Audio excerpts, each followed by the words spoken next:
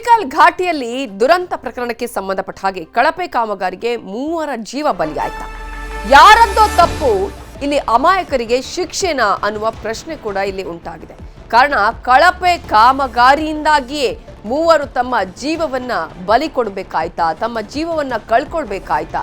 ಯಾರೋ ಮಾಡಿದಂತಹ ಇಂತಹ ತಪ್ಪಿಗೆ ಇನ್ಯಾರೋ ಶಿಕ್ಷೆ, ಅಮಾಯಕರ ಶಿಕ್ಷೆ ಅನುಭವಿಸಬೇಕಾಯ್ತಾ?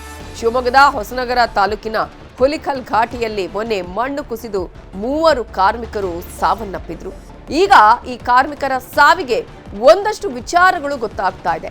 ಕಳಪೆ ಕಾಮಗಾರಿಯಿಂದನೇ ಈ ಒಂದು ದುರಂತ ನಡೆದಿದೆ ಅನ್ನುವ ಆರೋಪ ಕೇಳಿ ಬಂದಿದೆ. 1 ವರ್ಷ ಹುಲಿಕಲ್ ಘಾಟಿ ಬಂದ್ ಮಾಡುವಂತಹ ಸಾಧ್ಯತೆ ಇದೆ. ಹೊಸನಗರ ತೀರ್ಥಹಳ್ಳಿ ಮಾರ್ಗದಲ್ಲಿ 30 ಬಸ್ಗಳು ಸಂಚಾರವನ್ನ ಮಾಡ್ತಾ ಇತ್ತು. ಇದರಿಂದಾಗಿ ಸ್ಥಳೀಯರಿಗೆ ಅನುಕೂಲ ಆಗ್ತಾ ಇತ್ತು. ಶಾಲಾ ಕಾಲೇಜುಗಳಿಗೆ ಹೋಗ್ತಾ ಇರುವಂತಹ ವಿದ್ಯಾರ್ಥಿನಿಯರಿಗೆ ಇದರಿಂದ ಪ್ರಯೋಜನ ಆಗ್ತಾ ಇತ್ತು. ಇದೀಗ ಘಾಟಿಯಲ್ಲಿ ಧರೆ ಕುಸಿತದಿಂದಾಗಿ ಬಸ್ ಸೇವೆಯೇ ಕ್ಲೋಸ್ ಆಗಿದೆ, ಬಂದ್ ಆಗಿದೆ. 10 ಹಳ್ಳಿಗಳ ಜನರ ಸಾರಿಗೆ ವ್ಯವಸ್ಥೆಗೆ ಧಕ್ಕೆ ಉಂಟಾಗಿದೆ. 1 ವರ್ಷ ಈಗ ಈ ಗ್ರಾಮಗಳಿಗೆ ಸಂಕಷ್ಟ ತಪ್ಪಿಲ್ಲ ಅಂತ ಹೇಳಿದ್ರು ಕೂಡ ತಪ್ಪೇನಿಲ್ಲ. ಕಾರಣ ಈಗಾಗಲೇ ಇನ್ನು ಮುಂದೆ ಅವರಿಗೆ ಬಸ್ ವ್ಯವಸ್ಥೆ ಹೇಗೆ ಅನ್ನೋದೇ ದೊಡ್ಡ ಚಿಂತೆಯಾಗಿದೆ. ಘಾಟಿಯ ವ್ಯಾಪ್ತಿಯಲ್ಲಿ ಬರುವಂತಹ ಅಂಗಡಿಗಳಿಗೂ ಕೂಡ ಇದರಿಂದ ನಷ್ಟ. ಅಂಗಡಿ ಮುಂಗಟ್ಟುಗಳು, ಹೋಟೆಲ್ಗಳು ಬಂದ್ ಆಗುತ್ತೆ. ಘಾಟಿ ಬಂದ್ ಆದ್ರೆ ಪ್ರವಾಸೋದ್ಯಮಕ್ಕೂ ಕೂಡ ಪೆಟ್ಟು ಬೀಳೋದು ನಿಶ್ಚಿತ. ಶಿವಮೊಗ್ಗ ಜಿಲ್ಲೆಯ ವಾಣಿಜ್ಯ ವಹಿವಾಟಿಗೆನೆ ತೊಂದರೆ ಆಗುವ ಎಲ್ಲಾ ಲಕ್ಷಣಗಳು ಕಾಣಿಸ್ತಾ ಇದೆ. ಸಮುದ್ರದ ಉತ್ಪನ್ನ ಆಗಿರ್ಬೋದು, ರಸಗೊಬ್ಬರ ಸಾಗಾಣಿಕೆಯಲ್ಲಿ ವ್ಯತ್ಯಯ ಆಗುವ ಸಾಧ್ಯತೆಗಳಿದೆ. 40 ಕಿಲೋಮೀಟರ್ ಸುತ್ತಕೊಂಡು ಹೋಗುವಂತಹ ಪರಿಸ್ಥಿತಿ ಕೂಡ ಇದೆ. ಒಂದು ದುರಂತ ಎಷ್ಟೆಲ್ಲ ಸಮಸ್ಯೆಗಳಿಗೆ ಕಾರಣ ಆಗ್ತಾ ಇದೆ ಅನ್ನೋದನ್ನ ನಾವು ಗಮನಿಸಬೇಕು. ಆದ್ರೆ ಆ ದುರಂತ ಆಗೋದಕ್ಕೆ ಏನ್ ಕಾರಣ? ಕಳಪೆ ಕಾಮಗಾರಿಯೇ ಕಾರಣ ಅನ್ನುವ ಆರೋಪ ಕೇಳಿ ಬರ್ತಾ ಇದೆ. ಯಾರೋ ಮಾಡಿದ ತಪ್ಪಿಗೆ ಇನ್ಯಾರೋ ಶಿಕ್ಷೆಯನ್ನು ಅನುಭವಿಸ್ತಾ ಇದ್ದಾರೆ. 3 ತಮ್ಮ ಪ್ರಾಣವನ್ನ ಕಳ್ಕೊಂಡ್ರು. ಅವರು ಮಾತ್ರ ಅಲ್ಲ, ಇದೀಗ ಆ ಭಾಗದ ಸ್ಥಳೀಯರಾಗಿರ್ಬೋದು ಅಥವಾ ಅಲ್ಲಿರುವಂತಹ ವಿದ್ಯಾರ್ಥಿಗಳಾಗಿರ್ಬೋದು, ಹೋಟೆಲ್ನವರಾಗಿರ್ಬೋದು, ಅಂಗಡಿ ಮುಂಗಟ್ಟುಗಳು ಇಟ್ಕೊಂಡವ್ರು ಎಲ್ಲರಿಗೂ ಕೂಡ ಸಮಸ್ಯೆ. ಪ್ರವಾಸೋದ್ಯಮದ ಮೇಲೆ ದೊಡ್ಡ ಮಟ್ಟದ ಪೆಟ್ಟು ಬೀಳ್ತಾ ಇದೆ. ಸ್ಥಳಕ್ಕೆ ಶಾಸಕರು ಬಂದಿದ್ದಾರೆ. ಜೊತೆಗೆ ಈ ಭಾಗದಲ್ಲಿ ಈಗ ಏನು ಮುಂದೆ ಅನ್ನುವಂತಹ ಪರಿಸ್ಥಿತಿ ಎಲ್ಲರಿಗೂ ಕೂಡ ಆತಂಕಕ್ಕೆ ಕಾರಣ ಆಗಿದೆ. ಸ್ಥಳೀಯರು ಮಾತನಾಡಿದ್ದಾರೆ ನೋಡಿ. ಹುಲಿಕಲ್ ಘಾಟಿ ಏನು ಭೂಕುಸಿತ ಪ್ರಕರಣ ಏನಿದೆ ಅದು ಒಂದು ಅವೈಜ್ಞಾನಿಕ ಕಾಮಗಾರಿ ಅಂತ ಹೇಳ್ಬೋದು. ಇಲ್ಲಿ ಏನು ಇಂಜಿನಿಯರ್ಗಳು ಮತ್ತೆ ಗುತ್ತಿಗೆದಾರರುಗಳ ಒಂದು ಬೇಜವಾಬ್ದಾರಿತನದಿಂದ ಇವತ್ತು ಆ 3 ಸಾವಾಗಿದೆ. ಇಲ್ಲಿ ಏನಾದ್ರೂ ಒಂದು ಮೆಜರ್ಮೆಂಟ್ ತಗೊಂಡು ಅಥವಾ ಸೇಫ್ಟಿ ಪ್ರಿಕಾಷನ್ ಎಲ್ಲ ಮೊದಲೇ ತಗೊಂಡಿದ್ರೆ ಈ ಒಂದು ಅವಘಡ ಸಂಭವಿಸ್ತಿರ್ಲಿಲ್ಲ. ಇದರಿಂದ ಏನಾಗಿದೆ ಅಂದ್ರೆ ಈಗ ಮೊನ್ನೆ ಅಷ್ಟೇ ಒಂದು 15 ಡೇಸ್ ಆಗಿದೆ ಅಂತೆ ಮಗು ಹುಟ್ಟಿ ಅವರಿಗೆ, ಅವರು ರಾಘು ಅಂತ, ಅವ್ರ ಕುಟುಂಬಕ್ಕೆ ಒಂದು ದೊಡ್ಡ ಆಘಾತ ಆಗಿದೆ. ಈಗ ಏನು ಭೂಕುಸಿತ ಪ್ರಕರಣ ಆಗಿದೆ ಇದರಿಂದ ಈಗ ಘಾಟಿ ಸಂಪೂರ್ಣ ಬಂದ್ ಆಗಿದೆ. ಇನ್ನೂ 1 ವರ್ಷ ಇಲ್ಲಿ ಕಾಮಗಾರಿ ನಡೆಯುತ್ತಂತೆ. ಇದರಿಂದ ಎಫೆಕ್ಟ್ ನಮ್ಮ ಊರು ಏನು ಯಡೂರು ಸುಳಗೋಡು ಇಲ್ಲಿಗೆ ಬಹಳ ಎಫೆಕ್ಟ್ ಆಗುತ್ತೆ. ಯಾಕಂದ್ರೆ ಇಲ್ಲಿ ಬಸ್ಸಿನ ಸಂಚಾರನೇ ನಿಂತೋಗಿದೆ. ಹಾಗಾಗಿ ಸರ್ಕಾರ ದಯವಿಟ್ಟು ಇಲ್ಲಿ ಒಂದು ಬಸ್ಗಳ ವ್ಯವಸ್ಥೆಯನ್ನ ಈಗ ತುರಾತುರಿಯಲ್ಲಿ ಬಸ್ಗಳ ವ್ಯವಸ್ಥೆಯನ್ನ ಮಾಡಬೇಕು. ಯಾಕಂದ್ರೆ ಕಾಲೇಜಿಗೆ ಹೋಗೋರು, ದಿನ ಓಡಾಡೋರು, ಅದನ್ನೇ ನಂಬ್ಕೊಂಡವರು ಎಲ್ಲ ಇದೀವಿ. ಇಲ್ಲಿ ಅಧಿಕಾರಿಗಳು ಏನು ಇಂಜಿನಿಯರ್ ಇದ್ದಾರೆ ಅವ್ರನ್ನ ಅಮಾನತ್ ಮಾಡಬೇಕು, ಗುತ್ತಿಗೆದಾರರನ್ನ ಒಂದು ಬ್ಲಾಕ್ ಲಿಸ್ಟ್ ಸೇರಿಸಬೇಕು ಅಂತ ನಾನು ಈ ಮೂಲಕ ಹುಲಿಕಲ್ ಘಾಟಿಯ ದುರಂತದ ಬಗ್ಗೆ ಹೇಳ್ಬೇಕಂತಂದ್ರೆ ಆರ್ಗ ಶಾಸಕರೇ ಇದಕ್ಕೆ ಮೂಲ ಕಾರಣ ಆಗ್ತಾರೆ. ಅವರ ಸಂಬಂಧಿಯಾದ ಸಿ ವಿ ಚಂದ್ರಶೇಖರಪ್ಪನವರು ಅವ್ರು ಮೋರಿ ಮತ್ತು ಕಟ್ಟೆ ಕಟ್ಟಬೇಕಷ್ಟೇ ಬಿಟ್ರೆ ಯಾವುದು ಇಂಥ ಇದ್ರದ್ದು ಘಾಟಿ ಇದನ್ನೆಲ್ಲ ಕಟ್ಟುವಂತ ಇವರೆಲ್ಲ SH ರೋಡ್ ಮಾಡುವಂತ ಇವರೆಲ್ಲ ಅಂತ ಎಕ್ವಿಪ್ಮೆಂಟ್ಸ್ ಇಲ್ಲ. ಇದಕ್ಕೆ ಲೂಸ್ ಮಣ್ಣು ಹಾಕಿ ವೈಬ್ರೇಟರ್ ಹಾಕ್ತಿದೆ. ಅವರು ಲೇಯರ್ ವೈಬ್ರೇಟರ್ ಹಾಕಬೇಕು. ವೈಬ್ರೇಟರ್ ಹಾಕಿ ಮಾಡಿರೋದಕ್ಕೆ ಈ ಮಟ್ಟಕ್ಕೆ 3 ಜನ ಇವರು ದುರ್ಮರಣ ಆಗ್ಯಾರೆ. ಇದ್ರದ್ದು ಏನಾದ್ರು ಆ ದುಡ್ಡು ಕೊಡುವಂತ ಸರ್ಕಾರ ಕೊಡೋದಲ್ಲ, ನೇರವಾಗಿ ಇವ್ರು ಕೊಡ್ಬೇಕು. ಒಬ್ಬೊಬ್ಬರಿಗೆ 25 ಲಕ್ಷ ಇವ್ರು ಮಾಡಿರೋದು ಇವ್ರು ಕೊಡ್ಬೇಕು. 4.25 ಕೋಟಿ ಕೊಟ್ಟಿದ್ದಾರೆ ಅಂತ ಹೇಳ್ತಾರೆ, ಅದನ್ನ ಇವ್ರು ಕೊಡ್ಬೇಕು. ನೇರ ಹೊಣೆ ಇಂಜಿನಿಯರ್ ಹಾಕ್ತಾರೆ. ಇದಕ್ಕೆ ಇಂಜಿನಿಯರ್ ಶಾಸಕರೇ ಮೇಲ. ಈಗ 3-4 ವರ್ಷದ ರೋಡ್ ಬಂದು ನೋಡ್ಲಿ ಬುದ್ಧಿ ಹೋಗಿದೆ. ಸರ್ಕಾರ ದುಡ್ಡು ಅವ್ರ ಕಾರ್ಯಕರ್ತರು ಉದ್ಧಾರ ಆಗಿದೆ ಬಿಟ್ರೆ ಬೇರೆ ಯಾರು ಇಲ್ಲ. ಇವರಿಗೆ ಏನಿದ್ರು ಹೋಗೋದು ಇಲ್ಲಿ ಮದುವೆ ಮನೆ, ಆಮೇಲೆ ದೈದಾರಿಕೆ, ಇನ್ಯಾರ್ದಾರು ಯಾರು ಸಾಲ ಕೊಡೋದಿದ್ರೆ ಅಂತವ್ರನ್ನ ಹಿಡ್ಕೊಂಡು ಕೇಸ್ ಹಾಕ್ಸೋದು, ಇಂತ ಬಿಟ್ರೆ ಬೇರೆ ಏನೂ ಇಲ್ಲ.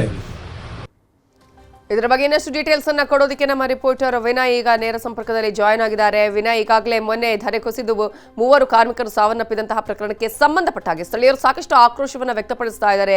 ಜೊತೆಗೆ ಇಲ್ಲಿ ಅಧಿಕಾರಿಗಳು, ಗುತ್ತಿಗೆದಾರರು, ಶಾಸಕರು ಕೂಡ ಇದಕ್ಕೆ ಕಾರಣ ಅನ್ನುವಂತಹ ಆರೋಪವನ್ನ ಮಾಡ್ತಾ ಇದ್ದಾರೆ. ಜೊತೆಗೆ ಕೇವಲ 3 ಪ್ರಾಣ ಪಕ್ಷ ಹಾರಿ ಹೋಗಿದ್ದು ಮಾತ್ರ ಅಲ್ಲ, ಅವರ ಇಡೀ ಕುಟುಂಬಸ್ಥರಿಗೆ ನಷ್ಟ ಆಗಿದ್ದು ಮಾತ್ರ ಅಲ್ಲ, ಈಗ ಅನೇಕ ಸ್ಥಳೀಯರಿಗೆ ಪ್ರವಾಸೋದ್ಯಮಕ್ಕೆ ದೊಡ್ಡ ಮಟ್ಟದ ಪೆಟ್ಟು.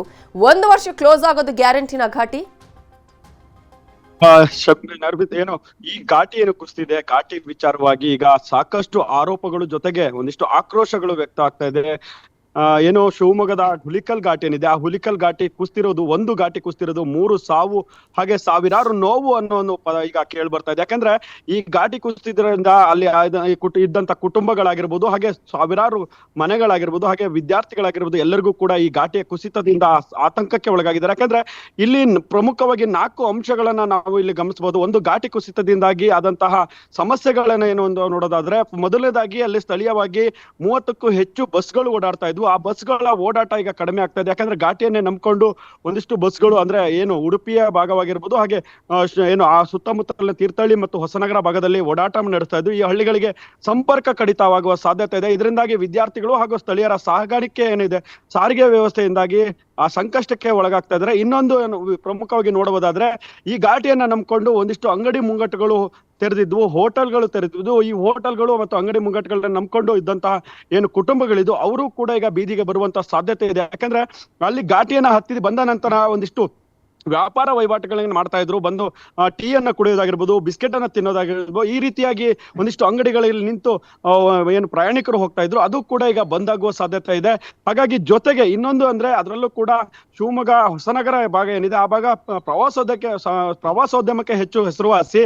ಆ ಪ್ರವಾಸೋದ್ಯಮ ನೆಚ್ಕೊಂಡಿದ್ದಂತಹ ರೆಸಾರ್ಟ್ಗಳಾಗಿರ್ಬೋದು, ಹೋಮ್ ಸ್ಟೇಗಳಾಗಿರ್ಬೋದು, ಹೋಟೆಲ್ಗಳಾಗಿರ್ಬೋದು, ಲಾಡ್ಜ್ಗಳಾಗಿರ್ಬೋದು, ಇವೆಲ್ಲವೂ ಕೂಡ ಈಗ ಪ್ರವಾಸೋದ್ಯಮ ಹೊಡೆತ ಬೀಳುತ್ತೆ. ಅದರಿಂದಾಗಿ ಅವಕ್ಕೂ ಕೂಡ ಏಟನ್ನ ಬೀಳುವ ಸಾಧ್ಯತೆ. ಅದರಲ್ಲೂ ಕೂಡ ಮುಖ್ಯವಾಗಿ ಶಿವಮೊಗ್ಗಕ್ಕೆ ಹೆಚ್ಚಿನ ವಾಣಿಜ್ಯ ವಹಿವಾಟುಗಳು ನಡೀತಾ ಇರೋದು ಇದೇ ರಸ್ತೆ ಮೂಲಕ. ಶಿವಮೊಗ್ಗ ಹಾಗೂ ಹಾವೇರಿ ಆಗಿರ್ಬೋದು, ದಾವಣಗೆರೆ ಈ ಭಾಗಗಳಿಗೆ ಏನು ದಾವಣಗೆರೆ ಮಂಗಳೂರು ಆಗಿರ್ಬೋದು, ಇಲ್ಲಿಂದ ಹಲವಾರು ವಸ್ತುಗಳು ಬರ್ತಾ ಇದ್ವು. ಅದರಲ್ಲೂ ಕೂಡ ಪೆಟ್ರೋಲ್ ಜೊತೆಗೆ ಗ್ಯಾಸ್ ಆಗಿರ್ಬೋದು, ಹಾಗೆ ರಾಸಾಯನಿಕಗಳು ಇವೆಲ್ಲವೂ ಕೂಡ ಬರ್ತಾ ಇದ್ವು. ಇದು ಕೂಡ ಈಗ ಕಡಿಮೆ ಆಗುವ ಸಾಧ್ಯತೆ. ಅದರಲ್ಲೂ ಕೂಡ ಈಗ ಬರಬೇಕು ಅಂದ್ರೆ, ಶಿವಮೊಗ್ಗಕ್ಕೆ ತರಬೇಕು ಅಂದ್ರೆ 40 ಕಿಲೋಮೀಟರ್ ಸುತ್ತಾಗಿ ಬರಬೇಕು. ಸುತ್ತಾಗಿ ಬರೋದ್ರಿಂದ ಸಾಗಾಣಿಕಾ ವೆಚ್ಚ ಕೂಡ ಹೆಚ್ಚಾಗುತ್ತದೆ.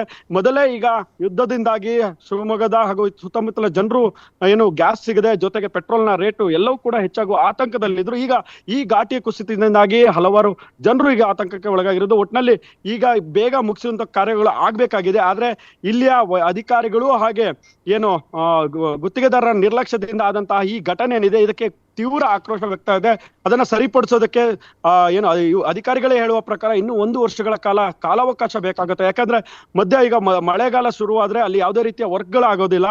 ಆ ವರ್ಕ್ಗಳನ್ನ ಮಾಡೋದಕ್ಕೂ ಕೂಡ ಸಮಯಾವಕಾಶ ಬೇಕಾಗುತ್ತದೆ. ಅದರಲ್ಲೂ ಕೂಡ ಏನು ಅಲ್ಲಿ ಮಣ್ಣನ್ನ ತುಂಬುವ ಕೆಲಸ ಆಗ್ಬೇಕಾಗಿದೆ. ಆದ್ರೆ ಇಲ್ಲಿ ಯಾವುದೇ ರೀತಿಯ ಕೆಲಸಗಳು ಆಗೋದಕ್ಕೂ ಕೂಡ ಅಡೆತಡೆಗಳು ಇರೋದ್ರಿಂದ ಈಗ ಯಾವ ರೀತಿ ಕೆಲಸವನ್ನ ಮಾಡ್ತಾರೆ ಅನ್ನೋದ್ರ ಬಗ್ಗೆನೂ ಈಗ ಏನು ಜಿಲ್ಲಾಡಳಿತ ಕ್ರಮ ಕೈಗೊಳ್ಬೇಕಾಗಿದೆ. ಜೊತೆಗೆ ಈಗ ಸ್ಥಳೀಯರ ಆಕ್ರೋಶ ಕೂಡ ವ್ಯಕ್ತವಾಗ್ತಿದ್ದು, ಇದರ ವಿರುದ್ಧ ಪ್ರತಿಭಟನೆ ಕೂಡ ಮಾಡೋದಕ್ಕೆ ರೆಡಿ ಆಗಿದ್ದಾರೆ. Nimitha. Okay, thank you Vinay ಡೀಟೇಲ್ಸ್ಗೆ.